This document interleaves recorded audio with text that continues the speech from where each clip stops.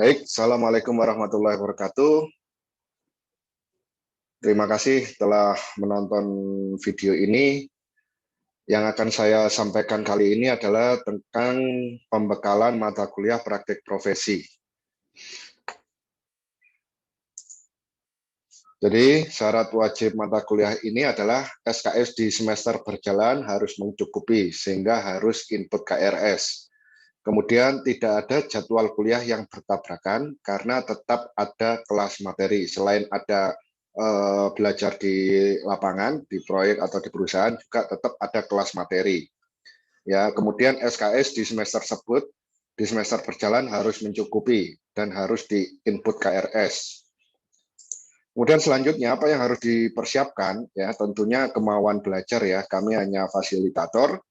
Mumpung ini adalah mata kuliah yang mendekatkan dunia pendidikan ke dunia industri, khususnya industri arsitektur, maka manfaatkan kesempatan ini sebaik-baiknya. Kami hanya fasilitator saja. Selanjutnya, jadi inti dari mata kuliah praktik profesi ini adalah yang pertama pengenalan ya oleh dosen pengampu, kemudian keterlibatan, yaitu di lapangan kalian nanti akan minta bimbingan pembimbing lapangan, kemudian pelaporan, ya. Jadi pengenalan itu, makanya kenapa kok di kelas ini tetap harus ada materinya, ya. Itu nanti akan diberikan oleh dosen pengampu, oleh Bapak Ibu dosen pengampu. Kemudian keterlibatan itu di lapangan dengan ada pembimbing lapangannya. Di sana juga ada asistensinya, diskusinya, yang kalian harus memiliki logbook kegiatan dan para pembimbing lapangannya. Ya, kemudian pelaporan mahasiswa akan dibimbing oleh dosen pembimbing. Ya, jadi asistensi ke dosen pembimbing minimal 4 kali dibuktikan dengan lembar asistensi dan para dosen pembimbing. Begitu juga dengan pembimbing lapangan, asistensinya minimal 4 kali. Ya, akan tetapi di lapangan ada yang berbeda sedikit. Ya, kehadiran di lapangan minimal 30 kali itu ada logbook kegiatannya. Apa-apa yang kalian kerjakan di lapangan tersebut atau di kantor itu 30 kali itu ngapain aja itu harus ada logbooknya dan di paraf pembimbing lapangan. Jadi paraf ini sifatnya bukan asistensi, nanti asistensi ada sendiri. Seperti itu. Dan saya lanjutkan. Nah, ini kita masuk ke mekanisme pelaksanaan praktek profesi. Praktek profesi itu dibagi menjadi dua, ya, di bidang perancangan atau desain arsitektur. Jadi kalian belajar di biro-biro arsitek. Yang kedua di pelaksanaan fisik atau pengawasan. Ya, bisa jadi ini yang sering juga ditanyakan dalam satu proyek, ya, itu ada pihak pengawas, ada pihak pelaksana. Jadi dua ini merupakan perusahaan yang berbeda. Anda bisa masuk di salah satunya. Bahkan dalam satu proyek, itu kan ada pelaksana, ada pengawas. Bisa ada dua kelompok yang masuk di proyek tersebut. Yang satu lewat perusahaannya pelaksana, ya, yang satu lewat perusahaannya pengawas. Ya. Tapi yang perlu ditekankan adalah perusahaan pengawas ini memang dia secara khusus ya, melaksanakan kegiatan-kegiatan pengawasan di lapangan. Dia merupakan PT atau CV yang melaksanakan program-program pengawasan di lapangan. Bukan hanya sekedar biro arsitek yang dia mendesain kemudian melakukan pengawas berkala, bukan. Ya, jadi secara tetap sebuah perusahaan ini melakukan kegiatan-kegiatan pengawasan di lapangan itu. Selanjutnya, kemudian siapkan kurikulum vitae atau riwayat hidup dan portofolio perancangan arsitektur masing-masing ya, semuanya silakan dibikin. Nanti dokumen tersebut akan masuk di proposal kegiatan, proposal yang Anda buat untuk dimintakan surat pengantar. Ini adalah RPS, rencana pembelajaran semester, di mana sebelum UTS, di sini akan ada materi-materi, dan di situ kita bisa tanya jawab apabila di lapangan terjadi kesulitan. Kemudian setelah UTS, di sini ada presentasi mahasiswa terkait apa yang sudah dihasilkan di lapangan. Kemudian di situ otomatis akan muncul saling silang ilmu ya, yang pengawasan, mempresentasikan hasilnya, yang pelaksanaan juga demikian. Begitupun yang di biro arsitek itu seperti apa, di situ akan muncul saling silang ilmu. Kemudian di kuliah penutup, how to be a good architect. Kemudian UAS adalah pengumpulan akhir laporan. Jangan lupa minimal asistensi dengan dosen pembimbing 4 kali. Ya, jadi setelah UTS harapannya atau sepertinya diwajibkan kalian harus menghubungi dosen pembimbing. Jangan suka mepet-mepet. Kemudian mekanisme selanjutnya adalah kuliah ini dibuka di 2 semester, semester gasal dan genap, di mana di semester gasal atau ganjil itu bulan Agustus itu pendaftaran dan pembekalan materi. Jadi 1 bulan sebelum mata kuliah start itu kami akan mengundang mahasiswa calon peserta mata kuliah ini untuk kami berikan kisi-kisi tentang perkuliahan ini untuk mempersiapkan mencari perusahaan atau proyek sebagai tempat praktik profesi. September November kegiatan praktik profesi, jadi 3 bulan kurang lebihnya. Desember pengumpulan laporan akhir. Kemudian di semester genap juga demikian, komposisinya Januari, Februari sampai April, kemudian Mei. Ini adalah mekanisme diagram alir prosedur kerja, ya. Ini juga penting, perhatikan. Mahasiswa bentuk kelompok maksimal 3 mahasiswa. Kalau saya sebutkan maksimal 3 mahasiswa, berarti kalau 1 mahasiswa atau 2 mahasiswa boleh. Kemudian mahasiswa tersebut atau kelompok tersebut mencari perusahaan atau proyek untuk berkomunikasi secara lisan. Jadi komunikasi secara lisan dulu dengan perusahaan atau proyek tersebut. Apakah diperbolehkan atau tidak, apakah ada proyek yang bisa dilaksanakan untuk kita ikuti atau tidak. Kemudian selanjutnya konsultasi dengan dosen pengampu. Ya, apakah perusahaan tersebut layak untuk ditempati, kredibel, dan seterusnya. Jika layak, kalian membuat proposal ajuan surat pengantar. Ya, di situ muncul nama perusahaan, judul proyek, ya, formatnya sudah ada. Kemudian setelah membuat proposal ajuan, Dikjar akan membuat surat pengantar yang akan kalian serahkan kepada perusahaan tersebut. Dan kemudian perusahaan tersebut memberikan balasannya. Setelah memberikan balasan, Anda secara resmi berpraktik profesi di perusahaan tersebut. Jadi surat pengantar maupun surat balasannya merupakan 2 elemen surat yang menjadi legitimasi atas dan bukti bahwa Anda sedang mengikuti praktik profesi ini. Selanjutnya seperti biasa bisa Anda baca sendiri, asistensi, memberi penilaian dan sebagainya. Oke, next. Kemudian mekanisme selanjutnya ini adalah kelengkapan dari penjelasan yang tadi, ya. Jadi ada 2 seperti yang saya sebutkan tadi, ada yang lewat biro arsitektur atau di pelaksanaan atau pengawasan, ya. Ketika Anda di biro arsitektur perancangan, itu berarti Anda di office space. Jadi Anda mencari kantornya dulu. Mencari kantornya dulu, ketemu bosnya, kemudian permisi Pak, Bu, kami akan melaksanakan kegiatan di tempat Bapak Ibu, praktik profesi di tempat Bapak Ibu, apakah berkenan atau tidak, atau seperti apa.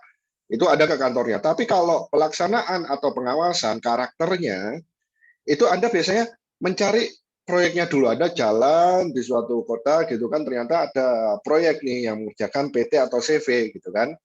Kemudian Anda masuk ke dalam, minta izin pengawasnya atau pelaksananya atau project manajernya atau site manajernya untuk minta izin berpraktek profesi di tempat tersebut. Dari proyek tersebut, Anda akan ketemu perusahaannya.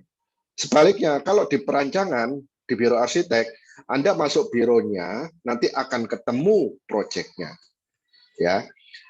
Sehingga apa yang dipelajari pada kegiatan ini, ya garis besar yang dipelajari ada 2, yaitu tentang perusahaan tempat praktik profesi, kemudian tentang proyek itu sendiri. Jadi ada 2 hal ya, tentang perusahaan, ya khususnya perusahaan yang di tempat itu, kemudian tentang proyek yang sedang dikerjakan atau yang kalian kerjakan, yang kalian terlibat di dalamnya.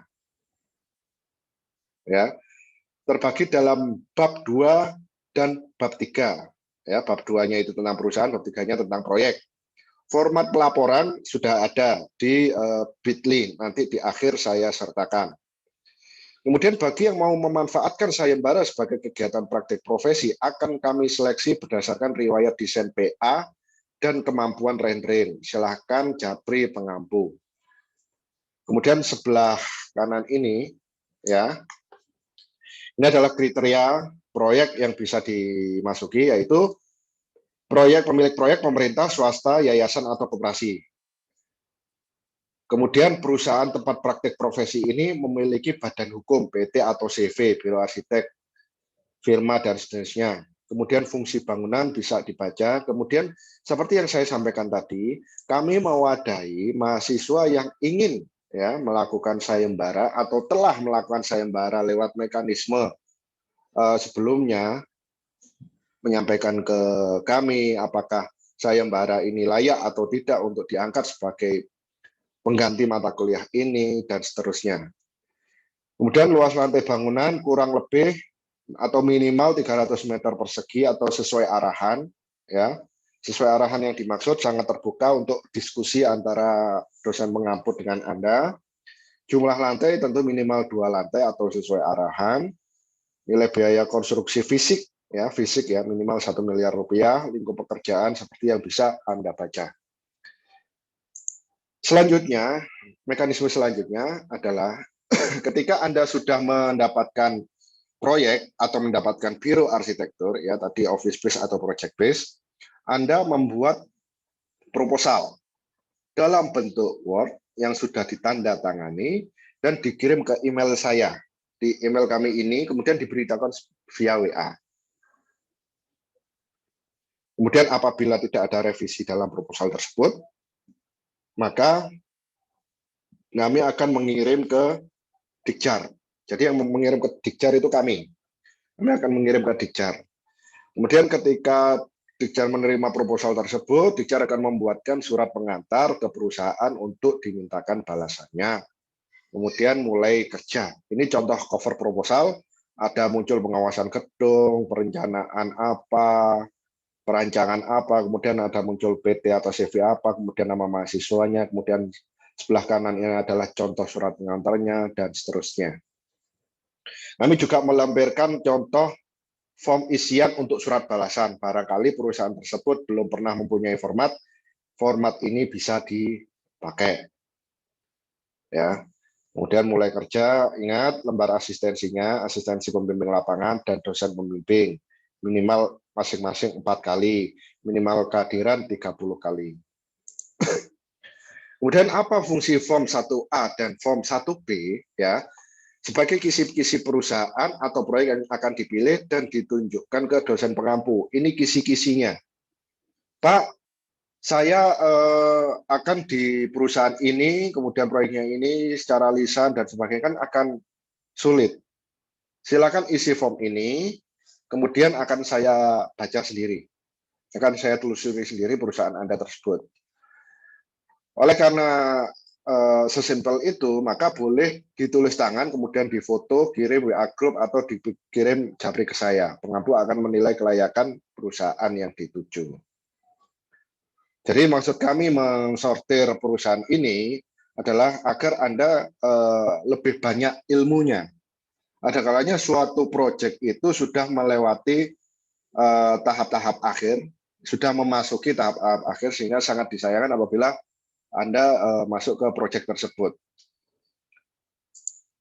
Nah, kemudian ini pedoman capaian pengetahuan dan keterampilan mata kuliah praktek profesi.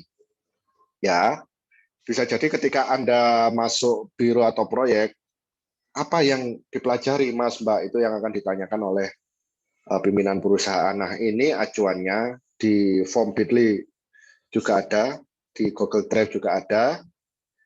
Itu bisa kalian jelaskan bahwa tentang perusahaan kita akan mempelajari ya terkait jenis-jenis badan hukum perusahaan, baik PT, CV, dan lain-lain, kemudian memahami kelebihan kekurangan masing-masing. Ya, Kemudian mahasiswa mengetahui tentang bentuk-bentuk struktur organisasi perusahaan dan menjabarkan tugas dan peran masing-masing posisi. Kemudian yang ketiga, mahasiswa mengetahui tentang aspek legal perusahaan, asosiasi perusahaan konsultan, dan asosiasi kontraktor. Kemudian ada lagi asosiasi profesi tenaga ahli. Kemudian yang keempat, mahasiswa mengetahui tentang jenis-jenis proyek, baik perancangan, pelaksanaan fisik maupun pengawasan, serta mampu menjelaskan lingkup kerjanya. Ini adalah pedoman capaian pengetahuan dan keterampilannya. Di form yang tersedia di Google Drive itu akan lebih komplit lagi, di mana Anda selain mengumpulkan data lapangan, Anda juga berkewajiban untuk mengumpulkan atau menelusuri teori-teori yang menyangkut bahasan-bahasan yang sedang dibahas, misalnya tentang PT atau CV. Ya. Jadi format pelaporannya sudah ada petunjuk-petunjuknya, data apa yang perlu disiapkan, dan teori apa atau rujukan seperti apa yang harus kita cari. Kalau yang saya cantumkan di sini hanya merupakan capaian pengetahuan dan keterampilan mata kuliah ini. Kemudian untuk khusus bidang perancangan, nah, ini tentang proyeknya. Ya, kalau tadi tentang perusahaannya, kalau kali ini tentang proyeknya. Ya, mahasiswa mengetahui alur dan proses lelang pengadaan barang atau jasa pemerintah berdasarkan Perpres nomor 16 tahun 2018 dan Permen PU nomor 14 tahun 2020. Seringkali ada pertanyaan, Pak, di tempat kami tidak pernah mengikuti lelang di pemerintah. Ya, akan tetapi jawaban saya, sebagai sebuah pembelajaran, Anda harus mempelajari ini. Bisa juga didiskusikan dengan pembimbing lapangan atau dengan rekan Anda sendiri, itu bisa. Ya, ini bisa juga belajar mandiri juga terkait proses lelang pengadaan barang dan jasa. Kemudian mahasiswa mengetahui dokumen perencanaan dan perancangan apa saja yang dihasilkan oleh biro dan konsultan arsitektur. Ya, jadi biro atau konsultan itu menghasilkan apa saja sih sampai dia mendapatkan imbalan jasa atas apa yang dikerjakan. Kemudian mahasiswa mengikuti survei, kemudian meniriskan potensi dan tantangan tapak berdasarkan hasil survei dan seterusnya. Jadi kalau ada pertanyaan kemudian, Pak, saya kemarin tidak mengikuti survei, ya itu Anda silakan tanya ke junior atau senior arsitek yang sedang atau yang telah menjalani survei di proyek tersebut. Ini sekali lagi proyek perancangan ya. Jadi silakan tanya, Pak, Bu, Mbak, Mas, dulu surveinya seperti apa, gitu. Anda tanyakan. Kemudian proses-prosesnya seperti apa. Itu apabila Anda dengan terpaksa tidak bisa ikut survei. Di tengah atau di dalam proyek tersebut Anda baru masuk di sepertiga atau seperempat perjalanan. Kemudian mempelajari tentang program tapak, gaya bangunan, ya. Jadi saat di laporan nanti ada dari proyek tersebut Anda harus menjabarkan program tapaknya, gaya bangunnya, standar program uang dan sebagainya. Kemudian mahasiswa mampu dan terlibat dalam pembuatan gambar prarancangan, proposal desain yang informatif dan inovatif. Jadi prarancangan atau proposal desain. Kemudian mahasiswa memahami tentang dampak desain arsitektur terhadap pemilihan struktur dan MEP, baik skala bangunan maupun tapak. Kalau ada pertanyaan, Pak, ini yang membuat strukturnya itu tim ahli sendiri dari pihak eksternal, gitu kan? Kemudian jawaban saya adalah silakan Anda mempelajari ya dampak-dampak desain arsitektur atau maksud saya dampak-dampak pemilihan struktur terhadap desain arsitektur itu. Pelajari kemudian laporkan. Ya, kemudian dengan MEP dan sebagainya apakah mechanical electricalnya jalur-jalurnya ditaruh di bawah dak atau dibuat shaft dan sebagainya. Anda perlu menjelaskan itu. Kemudian mahasiswa mengetahui tentang standar gambar kerja.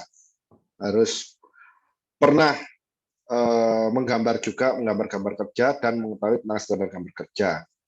Kemudian mahasiswa mampu ikut dan andil, nah ini, ikut andil dalam membuat gambar kerja.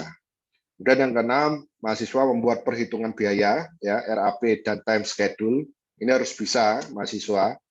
Caranya ya bisa belajar di pembimbing lapangan atau belajar sendiri dari junior arsiteknya atau dari siapapun yang ada di kantor tersebut. Kemudian Anda bisa baca sendiri, berpikir inovatif dan solutif, dan seterusnya. Kemudian ini adalah bidang pelaksanaan atau pengawasan. Jadi sama juga mahasiswa mengetahui alur proses lelang barang dan jasa. Kemudian mahasiswa mengetahui dokumen administratif dan teknis apa saja yang dibutuhkan dalam proses lelang atau tender, pelaksanaan maupun pengawasan. Jadi ada beda ya. Tendernya pelaksanaan itu gimana, tendernya pengawasan itu gimana, itu pasti akan beda. Kemudian mahasiswa mengetahui konsep struktur yang digunakan pada proyek yang sedang dijalani atau diamati. Apakah menggunakan grid yang dengan ukuran sama atau dengan ukuran yang berbeda, kemudian perubahan dimensi kolom dan sebagainya. Mahasiswa mampu mengaitkan dampak rencana struktur terhadap material finishing arsitektur. Ya, pasti ada hal-hal struktural ya, struktur bangunan yang terlaksana di lapangan, ini namanya juga pelaksanaan ya, itu yang memberi dampak pada finishing arsitektur. Misalnya sebuah kolom, kemudian dindingnya ini ditaruh mana? Apakah ditaruh ujung, as tengah, atau di belakang? Kemudian dampak pada finishing arsitekturnya seperti apa? Ya, kemudian mahasiswa mengetahui dan memahami alur dan prosedur pelaksanaan atau pengawasan proyek. Di proyek pelaksanaan itu akan ada namanya izin kerja, akan ada namanya shop drawing, di mana Anda harus mempelajari alur itu semua. Mulai dari gambar for tender, kemudian bergerak ke gambar for construction, ya, kemudian gambar shop drawing, kemudian gambar as-built drawing. Nah, gambar-gambar apa aja sih itu semua dan fungsinya untuk apa? Anda harus tahu. Kemudian mahasiswa mampu dan ikut andil dalam pembuatan gambar kerja shop drawing. Ya, selain paham tapi juga ikut andil, pernah gambar kerja di lapangan. Kemudian mahasiswa mengetahui konsep MEP pada proyek tersebut. Kemudian yang kelima, mahasiswa mengetahui permasalahan serta teknik-teknik penyelesaian masalah dalam proyek fisik pelaksanaan ya. Jadi cantumkan aja ketika Anda menjalani masalah-masalah apa sih yang terjadi di lapangan, kemudian penyelesaiannya seperti apa. Jadi seperti itu ya. Kemudian mahasiswa mengetahui tentang hal-hal yang dipersiapkan dan dibahas dalam rapat koordinasi. Anda disarankan untuk ikut juga rapat koordinasi, tetapi apabila tidak diizinkan, silakan tanya ke ke pembimbing lapangan Anda. Mas, Mbak, Pak, Bu, di rapat itu yang dibahas apa aja sih? Gitu kan. Kemudian siapa saja yang hadir, seperti itu. Anda tanyakan itu semua. Baik, untuk buku panduan, format proposal, format laporan, form kelengkapan lain, semua bisa diunduh di bit.ly/file praktik profesi. Ya, semua sudah formatnya ada di situ. Juga perhatikan format laporannya. Di situ tertulis jelas terkait data-data yang dibutuhkan.